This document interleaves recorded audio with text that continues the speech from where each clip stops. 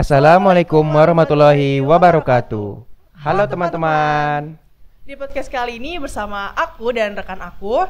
Izin kenalin diri dulu kali ya. Aku Elgania, biasa dipanggil Elga, dan rekan aku Richard Valentino, biasa dipanggil Richard. Oke, kali ini kita kedatangan narasumber nih yang tentunya udah berpengalaman banget nih di bidangnya. Penasaran gak sih berpengalamannya itu di bidang apa sih? Nah, kita sapa-sapa dulu kali ya. Halo Kak Jaki. Halo Itra Friends. Gimana nih Kak kabarnya? Alhamdulillah seperti biasanya sehat dan bahagia hari ini. Alhamdulillah. Kak Jaki ini merupakan salah satu staf di Humas ITERA. Nah, sebelum kita masuk ke topiknya, boleh nggak sih Kak kita tanya-tanya dulu tentang Humas ITERA? Ya boleh, sangat boleh. Jadi sebenarnya humas itu apa sih Kak? Nah, kalau kita berbicara tentang humas ya, humas itu adalah suatu wadah yang menyediakan informasi-informasi dan juga menyediakan konten-konten menarik ya untuk mengemas informasi itu menjadi satu objek yang disukai banyak orang gitu. Biasanya tuh konten-kontennya tuh seperti apa tuh Kak? Berbicara mengenai konten ya, sangat banyak ya, apalagi kita khususnya di ITERA ini kita kan di institusi pendidikan ya, yang mana kita dituntut untuk menyediakan informasi yang sifatnya edukasi. Nah gitu. Jadi yang berkaitan dengan Tridharma perguruan tinggi ya, pendidikan, pengabdian, serta penelitian ya tentang Tridharma perguruan tinggi itu kita mencoba mengemas itu supaya khalayak umum ya, terutama masyarakat, baik itu masyarakat umum maupun sivitas akademika itu tahu mengenai update-update informasi tentang Tridharma yang sedang update hari ini. Nah, setelah kita tahu nih apa itu humas, kerjaan yang ngapain aja, bikin konten kayak tadi ya Kak ya. Nah, kita langsung aja nih ke inti pembicaraannya kali Kak ya. Nah, untuk yang pertanyaan pertama nih Kak, menurut Kakak bagaimana branding di sosial media dapat mempengaruhi audiens Kak? Kalau tentang branding ya, terutama untuk perkembangan sosial media sekarang yang mana sosial media itu sangat banyak pilihannya ya, tentunya kami di Humas sebagai pengelola informasi itu mempunyai banyak tantangan ya, apalagi sekarang banyak followers kita itu yang menuntut adanya inovasi yang harus terus menerus gitu kan. Nah jadi yang menjadi tantangan kami itu dalam membranding satu konten terutama ya, apalagi itu bergeraknya di bidang pendidikan, itu yang pertama kita harus mencari platform yang tepat dulu untuk mengemas informasi itu mau di-share melalui mana aja sih. Kita harus menganalisa nih, ternyata masyarakat kita itu banyak menggunakan Instagram misalnya, yang orang-orang tua itu biasanya ya kalau di ITERA itu orang-orang tua tuh menggunakan Facebook gitu untuk memantau perkembangan kampus, perkembangan informasi-informasi yang up to date gitu. Dan juga setelah kita menentukan apa aja platform yang cocok nih untuk penyedia informasi, nah kita tinggal menentukan konten-konten apa aja yang mau dibuat. Nah dalam menentukan konten-konten itu perlu adanya memang jajak pendapat atau semacam kita menawarkan nih dari audiens kita, mereka membutuhkan informasi apa gitu. Nah setelah kita sudah mengumpulkan nih jajak pendapat dari followers kita, baru kita mengemas itu melalui konten planning gitu. Jadi misalnya selama ada konten harian, konten mingguan, konten bulanan, bahkan ada konten sifatnya triwulan dan tahunan gitu. Nah jadi setelah kita kemas itu menjadi satu konten planning, tahap selanjutnya adalah kita melakukan konsistensi dalam mengupload ya, atau mengupload, mereview dan mengevaluasi konten yang sudah dibuat gitu. Dan juga terutama ya pengelolaan humas ya, terutama perguruan tinggi mungkin masih belum banyak yang tertarik gitu kan, karena ya sifatnya mungkin formal ya, formal kaku gitu kan. Nah itu menjadi tantangan bagi humas juga ya, dalam mengelola konten-konten yang sifatnya memang formal gitu. Nah yang mana sekarang kami mulai bergerak dalam artian meng-create konten itu, kita mulai banyak kolaborasi gitu, kolaborasi dengan mungkin influencer kampus dulu ya, melibatkan mahasiswa yang mungkin mereka terkenal, followersnya banyak gitu. Dan juga kami lagi fokus nih ngangkat isu-isu yang lagi rame gitu. Contohnya kemarin kayak obat-obatan ya, kan ada isu obat dilarang yang menyebabkan ginjal anak-anak gitu kan, karena mengandung etilen glikol gitu kan. Nah itu kami kemas dengan kita kolaborasi dengan dosen-dosen farmasi ya.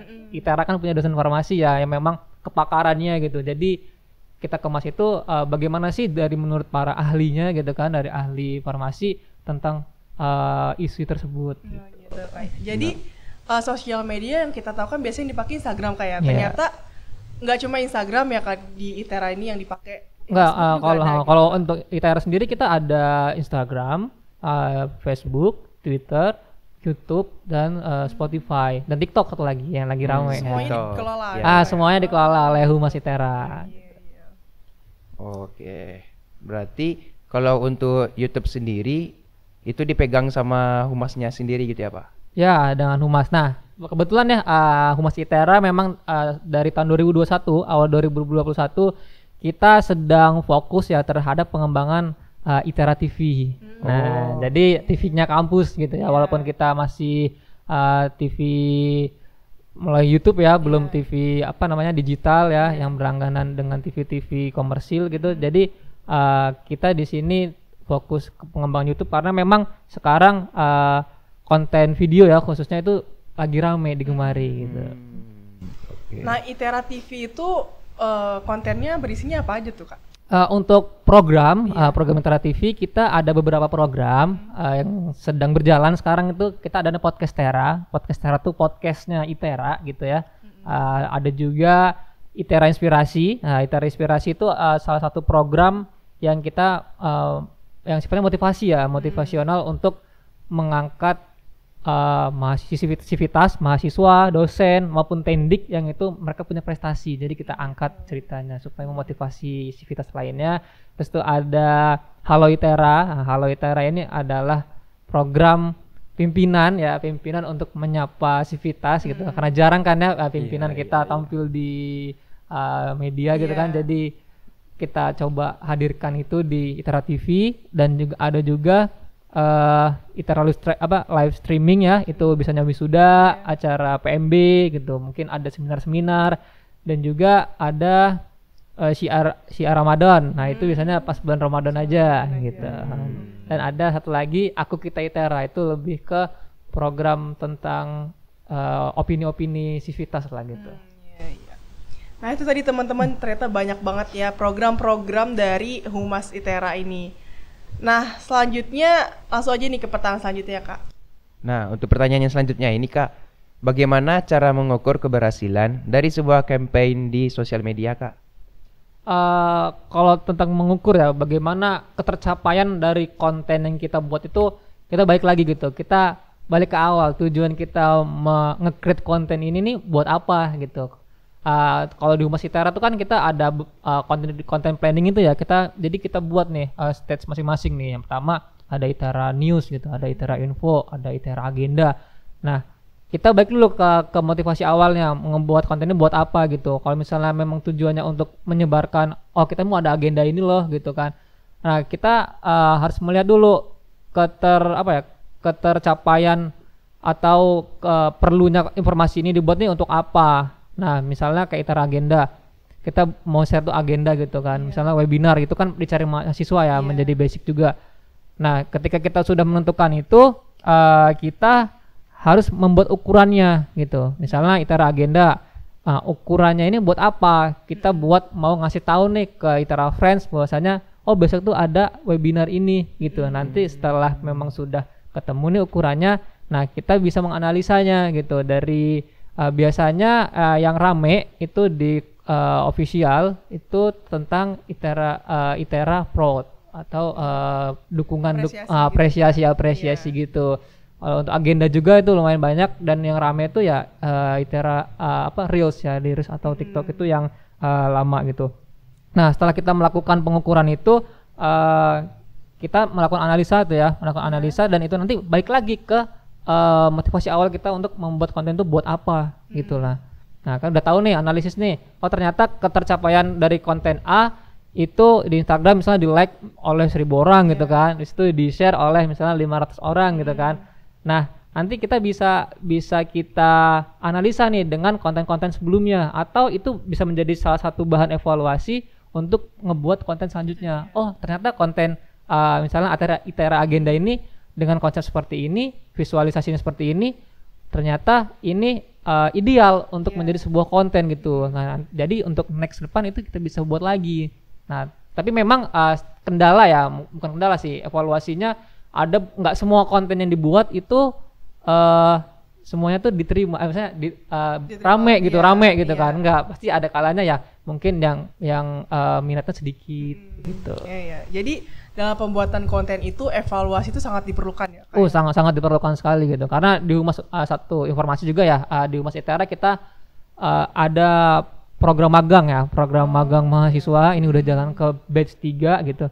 Nah di program magang itu kita salah satu platform Humas ITERA lah menyediakan wadah sarana bagi mahasiswa ITERA yang memang mereka punya keahlian tapi nggak ada wadah nih buat nyalurinya gitu. Jadi Humas ITERA menyediakan itu dalam kita membagi dalam beberapa divisi ya, kayak sosial media kreator, konten kreator, sosial media analis, videografis, fotografer, jurnalis gitu. Jadi di situ sama-sama belajar. Nah, keterkaitan mereka tuh sangat penting gitu di Humas ITERA sampai saat ini, karena mungkin teman-teman kalau lihat di platform media kita ya, baik itu di semua sosial media, itu kami dibantu mereka gitu dalam yang menganalisa, ngebuat konten gitu.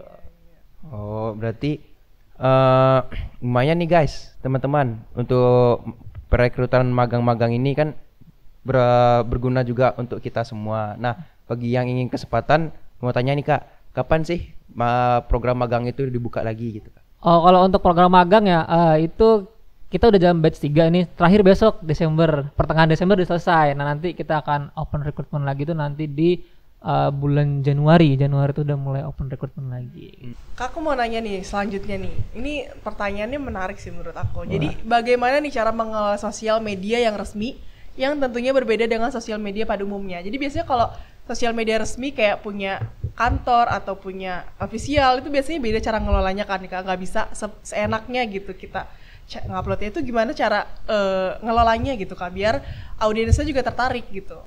Nah itu tadi emang menjadi salah satu tantangan yang besar ya, terutama bagi saya pribadi, mengelola konten sosial instansi yang instansi itu pendidikan ya, dan sifatnya formal gitu kan. Mungkin ya kalau anak-anak Gen Z gitu ya, milenial itu agak sedikit bosan gitu. Nah itu menjadi tantangan kami, yang mana mungkin saya juga ini belajar dari kampus-kampus lain ya dalam mengelola sosial media ya, mana banyak ya kampus-kampus terutama PTNBH ya yang memang sudah mandiri dalam pengelolaan konten tuh memang harus menarik gitu. Menariknya begini,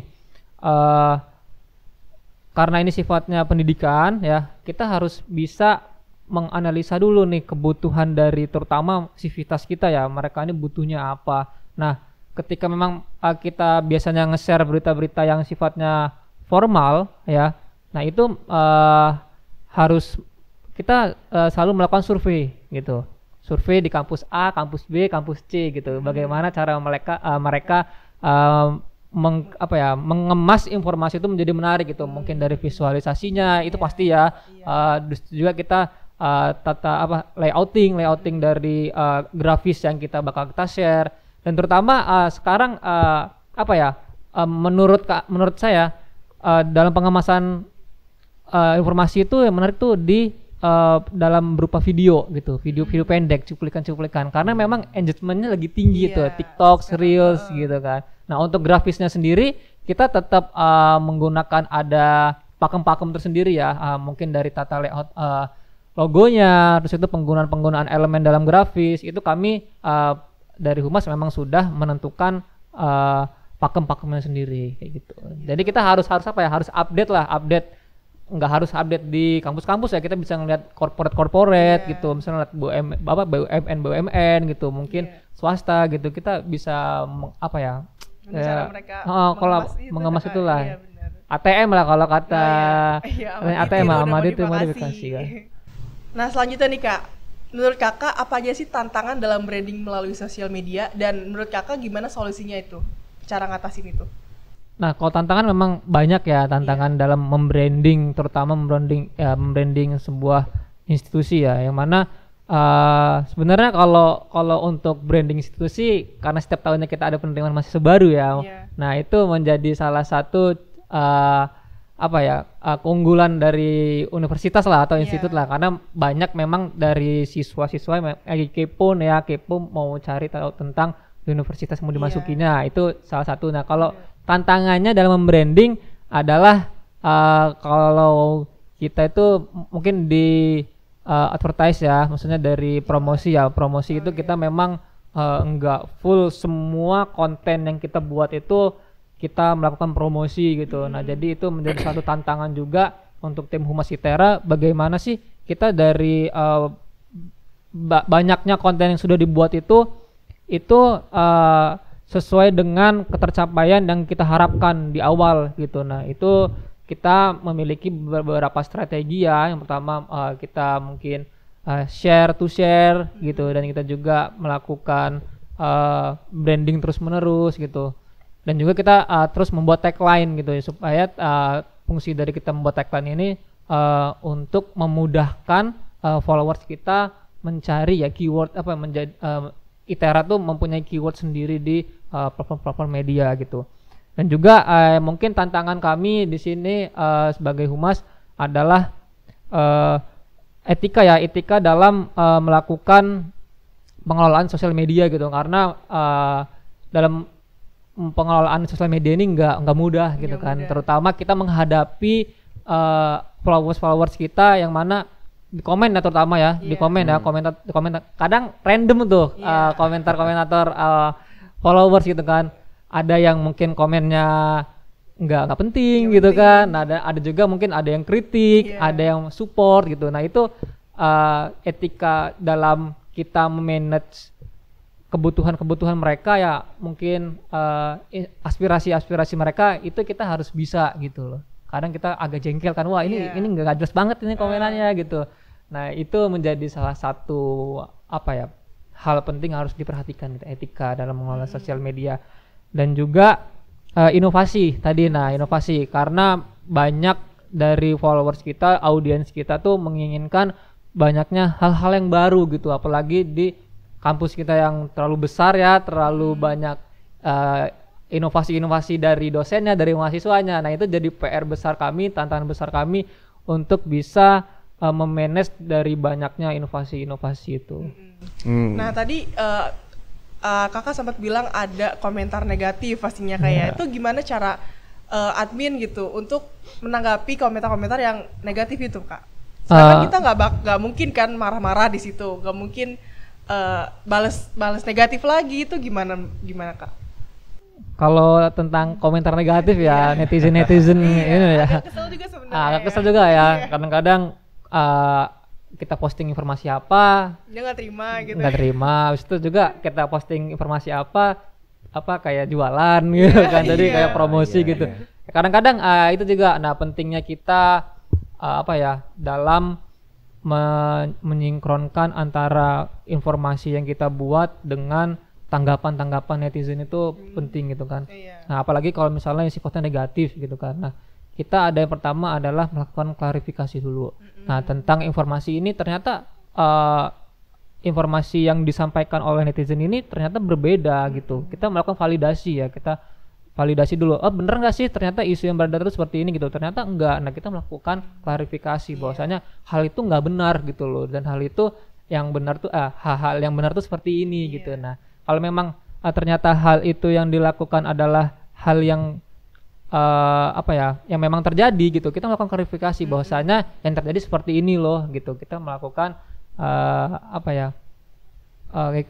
klarifikasi dari isu yang benar tuh seperti apa gitu. Oh, jadi komentar negatif itu nggak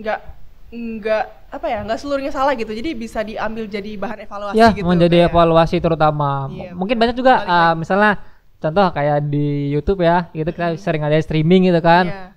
Netizen viewers kita ada yang bilang, "Oh, Min, suaranya agak kurang ini, suaranya nggak jelas, Min." Nah, habis itu yang di grafis ya biasanya kita ada kayak mungkin namanya manusia ya, ada salah, ada typo gitu kan, Tidak atau salah. ada penempatan elemen yang kurang tepat. Iya. Nah itu kami menjadikan itu bahan evaluasi gitu. Karena ya kalau bukan yang mengevaluasi bukan netizen siapa Iya, gitu bener. kan. Nah, itu Nah. salah Karena satu. menurut kita mah udah pasti bagus gitu Nah, ya. iya menurut kita bagus aja, taunya netizen kan lebih jeli ya. Iya. Jadi mereka juga merupakan support system Iya. yang terbaik gitu kan. Iya, bener. Nah, berbicara tentang tantangan nih Kak, aku mau nanya nih Kak, bagaimana cara Kakak meraih minat audiens saat topik yang diangkat kurang menarik lewat sosial media? Kan tadi kan tentang branding ya Kak. Nah, sekarang kita bicara tentang topik itu Kak. Bagaimana cara mengangkat minat audiens itu Kak? Mengangkat minat followers ya, audiens kita ya. Iya. Yang pertama, kami di Humas selalu melakukan ada namanya proyeksi tiap minggu gitu. Biasanya tiap hari Selasa kita melakukan proyeksi. Yang mana di proyeksi itu kita menentukan nih selama 1 minggu ke depan itu konten apa aja yang mau kita buat, konten apa aja nih yang mau kita suguhkan ke Itera Friends gitu kan. Yang mana yang harus diperhatikan konten itu fungsinya apa gitu. Nah misalnya contoh konten itu tentang Itera Info gitu. Nah informasi apa sih yang mau kita kasih ke Itera Friends gitu. Misalnya kita mau ngangkat informasi tentang rumah ibadah multiagama nih. Iya. Nah itu hal menarik gitu kan. Iya. Nah kita udah tahu nih konsep konsep utamanya adalah rumah ibadah multiagama. Nah yang harus kita lakukan adalah yang pertama kita bagaimana cara kita mengemas supaya konten ini menjadi satu hal yang sangat menarik untuk audiens kita gitu. Nah setelah kita membedah konten itu menjadi beberapa bagian gitu, bagian dalam artian memecah konten itu menjadi suatu informasi. Nah tugasnya adalah yang selanjutnya adalah cerita yang menarik itu kan dibuat berdasarkan kebutuhan audiens gitu. Nah dari cerita yang sudah kita buat ini menurut kita sudah menarik, yang kita harus lakukan adalah bagaimana setelah cerita ini selesai kita kemas dalam bentuk video ataupun grafis ya, itu nantinya outputnya itu mendapatkan like yang banyak, terus itu juga di share yang banyak, di share ke banyak orang dan juga mungkin disimpan ya. Nah itu balik lagi ke pembagian job desk tadi gitu kepada tim-tim kami gitu, yang sosial media konten kreator itu ngemas kontennya, yang sosial media analisnya itu menyiapkan strateginya dan menyiapkan mungkin captionnya, tagline-nya dan tagar-tagarnya. Seperti itu sih kalau cara kita mengemas.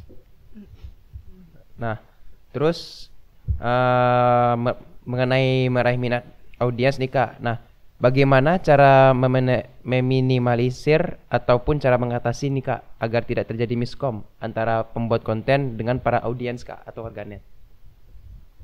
Menghindari miskomunikasi pembuatan konten ya. Iya. Pembuatan konten ya. Itu kami ya terutama di Humas Itera itu tadi melakukan adanya proyeksi. Nah, fungsinya proyeksi ini adalah untuk koordinasi. Nah, koordinasi antara divisi gitu kan. Di Humas Itera tuh cuma ada 4 orang. Tadi cuma ada 3 orang, cuma saya, pimpinan saya Pak Rudi, saya dan Mas Batra gitu. Nah, kalau Pak Rudi itu sebagai pimpinan kami yang mengelola hubungan internal eksternal di Itera, Humasnya ya. Kalau saya itu di bagian pengelola sosial media dan Itera TV, ada namanya Pak Batra itu di pengelolaan laman. Kalau dan satu lagi ada Kak Imelda itu administrasi dan keuangan gitu. Nah dari kami berempat ini kami selalu melakukan proyeksi mingguan gitu. Nah dari Humas, setelah dari Humas selesai proyeksi, nah baru kita proyeksi ke tim-tim yang magang tadi. Nah dari hasil yang dari kami diskusikan antara tim Humas, kami sampaikan ke tim-tim magang untuk yang pengelolaan informasinya di sosial media dan di pengelolaan TV. Nah dari situ kita melakukan proyeksi yang mana nanti tiap divisi itu mereka melakukan presentasi tentang program-program yang memang sudah disiapkan. Nah jadi dari situ intinya koordinasi yang jelas itu akan memudahkan kita untuk mengefektivitaskan suatu konten. Nah, menurut kakak nih kak, ada nggak sih waktu atau jam khusus gitu untuk ngupload suatu konten biar tepat sasaran gitu? Misalkan di jam segini nih, kira-kira audiensnya lagi pada online, jadi kita mendapatkan feedbacknya itu juga apa namanya tinggi juga gitu. Menurut kakak ada nggak waktu atau jam tertentu gitu? Ya tiap platform media sosial pastinya ada gitu ya, seperti Facebook, Instagram itu kan ada melalui Meta Bisnis ya, itu mereka sudah menyediakan sendiri memang suatu fitur untuk menganalisa gitu antara Facebook, Instagram, YouTube, Twitter itu mereka beda-beda ya, engagement untuk jam-jam golden hour-nya gitu, waktu-waktu tepatnya gitu kan, yang mana kalau Instagram ya biasanya kita yang rame-ramenya itu Instagram, Facebook itu sekitar jam-jam 10, jam 12 sama Malam, pagi jam 10 pagi ya, jam 12 siang, habis itu jam 4 sore sama jam 7 malam gitu.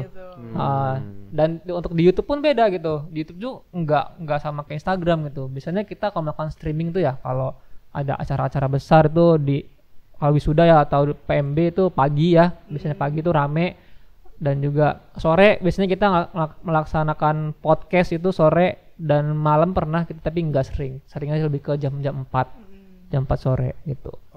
Jadi ternyata ada ya waktu-waktu tertentu gitu untuk meningkatkan feedback gitu. Ternyata ada kayak aku sendiri baru tahu sih kak kalau ternyata ada gitu. Dan juga kita harus sering-sering update tuh, karena tiap media sosial, tiap platform itu punya algoritma itu kadang berubah-ubah. Ya. Nah, kita harus update gitu kan. Jadi jangan selama setahun upload jam 4 terus jangan gitu. Pertanyaan terakhir nih kak. Nah, berdasarkan pengalaman Kak Jaki sendiri nih kak, sosial media apa yang paling efektif dalam penyebaran informasi kak? Kalau ditanya tentang idealnya platform apa, semua platform media itu sangat mendukung gitu untuk penyebaran informasi gitu, terutama untuk ITERA ya, yang mana kalau untuk sekarang ya kita fokusnya memang ke Instagram, Facebook, TikTok, dan YouTube gitu. Twitter juga kita masih main gitu, kita buat update lah trending apa sih yang lagi rame gitu. Tapi kalau ditanya yang lebih menyokong ya dalam penyebaran informasi, itu hampir rata sih semuanya. Karena tadi audiensnya kadang beda-beda gitu. Di Instagram kita lebih cenderung ke yang anak-anak muda gitu, yang ke Facebook kita memang ke orang-orang tuanya gitu. Dan Twitter mungkin anak muda ya, karena tentang tren apa sih lagi tren gitu kan. Oke, udah banyak banget nih informasi yang telah kita dapatkan dari Kak Jaki, mulai dari apa itu sosial media, apa itu humas, gimana cara kita mengelola sosial media dengan baik, gimana kita cara mengetahui audiens yang baik ya Kak ya. Terima kasih banyak Kak Jaki udah hadir pada podcast kali ini. Terima kasih juga. Terima kasih, insightful banget untuk hari ini ya Kak. Di sini aku Elga dan rekan aku Richard. Kami sebagai host pamit undur diri, sampai ketemu di next KM Fusion selanjutnya. Bye.